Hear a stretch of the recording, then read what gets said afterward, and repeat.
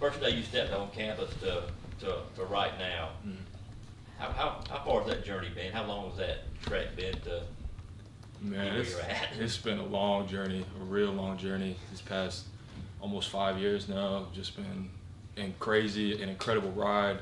I've made so many different relationships over the past 5 years and have learned so much from, even at my position, like a lot of different position coaches. So I feel like these last 5 years have just been a blessing to my own personal growth. What's the biggest difference for you this spring? Whereas last year you were really competing for a starting job. It seems like you and Tate probably have those spots locked up, considering that y'all both started majority of the games last year. What's it like, just in terms of the comfort, being back and having everybody back in that interior? Yeah, so I mean, here at Georgia, I know like it's easy to say like somebody started at the job last year, they're gonna get it back again, but Coach Mar always likes to make it the case that that's not always true, and it kind of keeps you pushing to keep your spot because there's obviously even the younger guys we got behind me on the depth chart. There's a lot of talent there, and it only takes one of us up front to slip up so much, and they could easily squeeze right in or whatnot, injuries, whatnot. I'm gonna have to fight for my spot back. So really comfort-wise, I'm comfort in my group of guys and the connections I got in the O-line room, but I'm still, it's still spring and I'm still fighting for my position. How valuable do you feel like it is that you're back, that Tate's back, that Sed's back, that you guys got those interior guys back for another year? I think it's definitely, like I said, it's definitely important. I think it gives us a leg up. I think there's a lot of maturity and a lot of experience on our O-line, especially now having Tate, Sed, myself, and, all the guys back, even Mims, is a big help. And this will be a great year for Mims growing, and I think if we all just work hard, it'll work out. How big do you feel like having Cedric back there at center, I mean, the experience he's got, just what that means for the entire offensive line room to have a guy like that back? So, like, a guy like Sed, like, the past 5 years I've been here, like, there's only a handful of names that I could say are, like, have as much leadership quality as Cedric, and they'd be like a Nolan Smith or a, so Cedric is definitely like, he's the heart of our unit, but not only the heart of our unit, he's really one of the big hearts of our offense. So, having Ced back and leading our line, leading the young guys, and just being that heartbeat to the offense is really important. What has stood out to you about the competition at left tackle? Just the guys you've seen over there beside you, and just the the battle they've gone through this spring. Say the first part again. Yeah, just the competition you've seen at left tackle. At left tackle, I think it's been great. Last year obviously, Ernest was kind of in and I think it was his hamstring or whatnot, but he was fighting and clawing, and you could just tell like it was bothering him. And it's really good to see him out there, healthy and getting a fight. And you got him fighting out there. Blasky is another great guy because Blasky's just a hard worker. He's just, he's never going to stop. He's got a high motor. The young guys, Monroe out there. Monroe puts in work every day.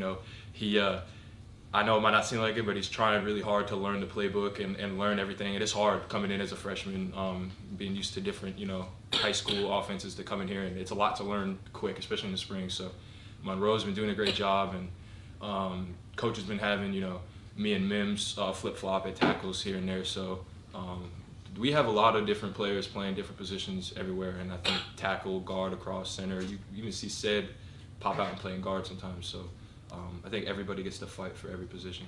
How valuable is that, just to have guys that are versatile, and if they got to move to a position, they're ready? I mean, obviously that's super important, I'd say, especially, it only helps you in college, and, obviously you don't want to think about it so much, but, getting to the next level, that's going to make you so much more of a valuable, player. Just, being able to play, left and right, or even guard and tackle, because if you can play guard and tackle, you can play left guard, left tackle, right guard, right tackle. That's 4 positions you can play. And we even got some guys that, like a Blasky or like a Dylan Fairchild, that really you can play them wherever on the O-line, and I think that's something we have here at Georgia that not a lot of other places have the luxury of. So when Cedric goes out, the guards, Blasky been kind of sliding into Blasky's center? been sliding into center. We'll have Drew Bobo come in and play center. Jared Wilson will pop out and play center. I mean, if I wasn't so tall, I'm sure Coach Earls would try to put me in center. But it's really good, especially trying to get everybody reps, and it kind of helps. You mentioned earlier the amount of offensive line coaches that you've had here. Having Coach Searles again and the continuity there, how big is that for y'all as a group and you individually? Definitely. I think it's huge. Like last year, Coach Searles, I thought it was awesome. He gets to come in first year, and we get to accomplish something great like that. And I think Coach Searles did an amazing job at helping work towards building that connection in the O-line room, because it's not always easy, for a coach to come into a new place, even though he's been here before. It's a new group of guys, and he's got to make sure that we can trust him and vice versa. So I think he did a really good job of building that relationship with us last year and just carrying over this year, just our unity, especially just on the O-line, just going through so much. It was huge to have him there and hold us all together. How would you sort of describe his coaching style to someone who's not seen it before? Yeah, unorthodox, but definitely, he's an awesome coach, and he, I love him because he can go. You mess up one play, he'll go from throwing his hat to the next play. He's got his calmness back, and I think that's really important at the coaching position, especially O-line, because practice, there's always mistakes. Mistakes are always going to happen, but being able for him to take a minute and teach us through it and stay calm, I think it's awesome having them. Yeah.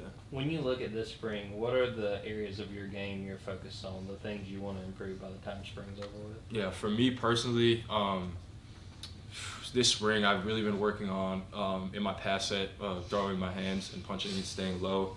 I think last year we had a really good year pass protection wise, but for me, just watching the little things on film, I definitely played a little too high. Even in the run game, playing high, it's harder for me being taller to stay low, being interior. So just me focusing on staying low and continuing to drive my feet. And then in the run game, I'd say probably my combo blocking and just make sure that I'm staying low and square, and that way that when we have combo blocks in the game, it's just easy. It looks like it's effortless. Last year, it felt like y'all had an extra offensive lineman out there with Darnell. Yeah. How have you seen those tight ends, specifically Oscar, step up and take steps in the right direction in the run game? Definitely. I think guys like Oscar, especially Oscar, even when I'm at tackle and he's next to me, we say we have a combo block. He's a real tough-nosed kid. He's gonna always drive his feet and block hard. And I think just watching his growth, even since the beginning of last year till right now, has just been, he's another one, an amazing, just his journey and progression. And I think blocking has been a big part of his game that's improved, definitely, even since last year. I don't want to be a bummer, but I know you were best buds with Dev. Yeah. Do you like being asked about him now, and how has just everything that happened in January sort of changed your life? Yeah, I mean, obviously, that was something that was incredibly hard, not just on myself, obviously, but on the entire unit, on the O-line, on the entire team. And it was just, that's a part of my life that I'll always embrace the relationship I have with all my teammates and everything now. And it's just as much of a pain to my heart that it was. I'm trying to see the bright side of things now. And Devin always had such a great energy that he always brought into the facility. So I feel like our best way to honor him is to have that same energy that he always brought, that same, the grit that he played with and everything. Yeah. Are you not a tattoo guy? I heard some of you guys maybe got some tattoos. Yeah, so I don't have any tattoos. I might be the only one on the line without any tattoos, but a few of us, we got memorial tattoos for Devin, and a lot of them came out really good. Mims, I don't know if any of you guys saw Mims. Mims is amazing. It's like a portrait right there. It's crazy, and made me shed a tear when I saw it, for sure. I plan on getting something. I have the idea of what I wanted to get. It's hard, with tattoos. If you get something big, you got to take a little time off, or something like that. So I want to make sure I definitely am 100% sure what I want to get before I get it. But yeah, it would be awesome to immortalize him like that. Y'all say something, I hate to stay on the subject, but Yeah. every day before y'all go out to the field, y'all as a group, y'all say something, I don't know, to remember Dev or something that y'all think about, he's always told Dad or that kind of thing? So before y'all go Devin, out? it always feels like he's still here. He's still with us in the line room, because a lot of the film that we're watching and coaching, especially the young guys, it's last year's film. So he's always on there, and he's always his big body's like always running around and everything. So you get to see him every day. Somebody, I'm not sure who drew it, but somebody gave our offensive line room a portrait, like a hand-drawn portrait of Deb, and it sits right above the door. So you get to see it every time you walk in and out, and his seat up front, it stays empty. So it always feels like he's there. He's always there with us, and he's always there. Yeah. Any more questions for Xavier? I want to segue back to another different question right Yeah. now. As far as what you see from the skilled players on the offense, what excites you about those guys the most? What you're seeing?